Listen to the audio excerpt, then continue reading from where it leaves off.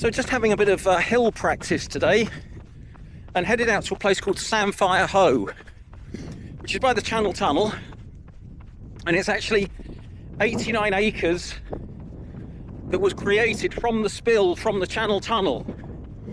So yeah, you can see the white cliffs there,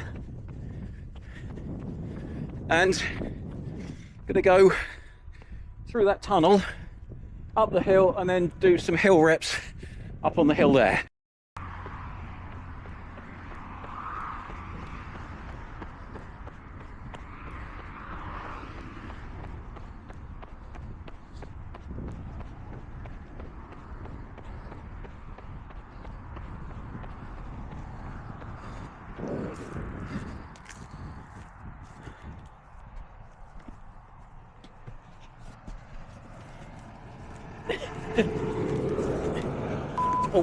Oh, my foot's stuck. I'll do that again.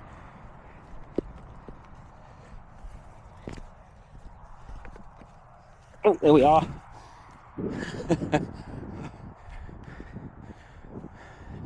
The hill that I'm going to be running up is that one over there, which is part of the North Downs Way. Fortunately, the ground has dried out a fair bit, which is great. I've been running in my mud talons, which are like running in football boots, and they really do grip and they're really good. But for when I do the Wild Horse 200 for the ultra that I'm training for, I'm going to be wearing these, which are Ultra Lone Peak 9s. And despite the state of them, I've only actually had them out 2 or 3 times because it's just been so muddy. So now is a good test of these. In the short test I did do of them, really impressed. They got a Vibram sole now, which really does seem to grip to anything. So very impressed with them so far.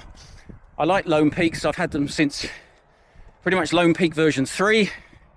I've done my other 100 miles in them, and yeah, really like them. So my run today, I've already, because I've been talking to the camera, it's gone really quickly, but I've already done 1 rep. So my turnaround point is that pile of horse mess. Quite how anybody gets a horse up here, I don't know, because it's steep as. So that's going to be my turnaround point, and then 4 more ups and downs down to where that chimney thing is. Right, boom, let's do it.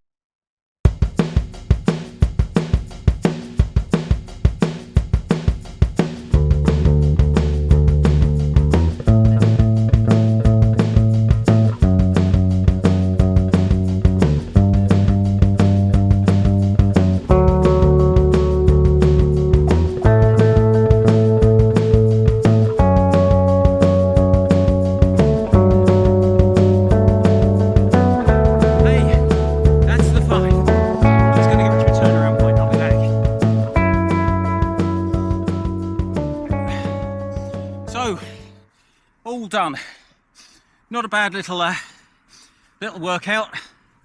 Over 500 feet of elevation in that small section, so worth doing if you are pushed for time and you're training. Just get some hills in. So got the one last descent to go down there. Before I do that, probably just worth going over a quick sort of recap of where I am. As I've mentioned on several of the other videos, I'm training for the Wild Horse 200, which is 200 miles in Wales. Starts at Chepstow, which is just kind of over the second Severn crossing, just north of Bristol, and goes along to the west coast to a place called Worms Head, which is on the Gower Peninsula. And with 30,000 feet of elevation, I'm really trying to get as many hills in as I can. In the other 100 miles that I've done, I've mainly just focused on running distance. So I've been running sort of 50, 60 miles a week. A lot of it flat, just to get the mileage up, which worked okay for that one. I'm doing double the distance that I've ever done before. And it's got a lot of hills as well. So trying to look at this one more holistically. I'm looking at my diet. I've lost a bit of weight. I wasn't particularly heavy, but there was a few, you know, if you don't need to carry an extra kilo or 2 around with you, then lose it. So I'm working on that. That's that's on schedule. Looking at, well, just looking at everything really. Mentally is the big thing. So kind of working out how I'm going to deal with running twice the distance that I've ever done before. And, you know, it would be foolish of me to say that I won't get down times when I'm there. There will be, you know, it's not going to be easy, it's going to be tough. So it's a case of building up that that mental resilience to push you through. So I've been looking at that. Been looking at blister treatment as well. And I think, obviously I've had no choice. When I've been running, it's been wet. So I've had hours of my feet being soaking wet and no blisters, fingers crossed, so far. I've been using a combination of toe socks and also some foot cream called Trench, which yeah, is really good. So put some of that on, put it all between your toes and stuff, and that together with the toe socks. And then if you do get wet feet, to try and change your socks as early as possible, I'm going to, as well as having socks in my drop bag, I'm going to take a pair in my hydration pack that I'm carrying as well. So yeah, just so I can change socks if I am running in wet feet for any length of time. Also looking at the in-race nutrition as well. It took me many years to kind of get to grips with that. I've got something that works for me, so I'll maybe do a video on that in the not too distant future. And I went to see a physio on Friday. I had a niggle with my knee. Well, it's more my kind of calf. It started off, I think it was a groin strain, and then it moved around to the quad. It's a bit embarrassing actually. What happened? I went down the gym when the weather was appalling. I was running indoors instead of doing outside, and I wanted to see how fast the treadmill could go.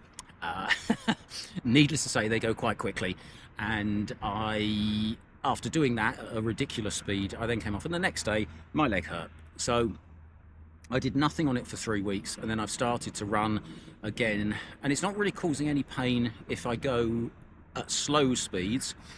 Certainly on the trails, they're okay.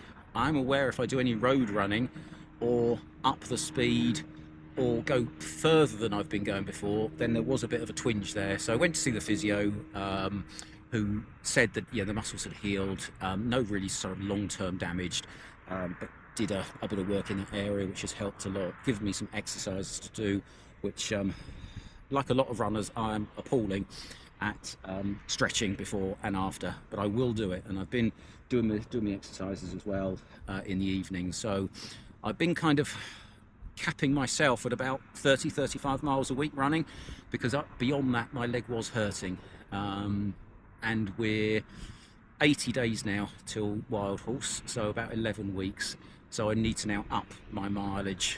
I've got some routes planned. It'll be a combination of doing several consecutive days of decent mileage, so you get used to running on tired legs, and also hitting it with some big runs as well. So building up over the next sort of 5-6 weeks, and then tapering off over the last sort of 4 or 5, and then well, wouldn't say I'm confident about Wild Horse, but you know, I'm going to give it my best go. First of all, when I first saw it, I thought there's no way I could ever do that, and then I decided to sign up for it, which is the best way to face a challenge, and certainly not impossible.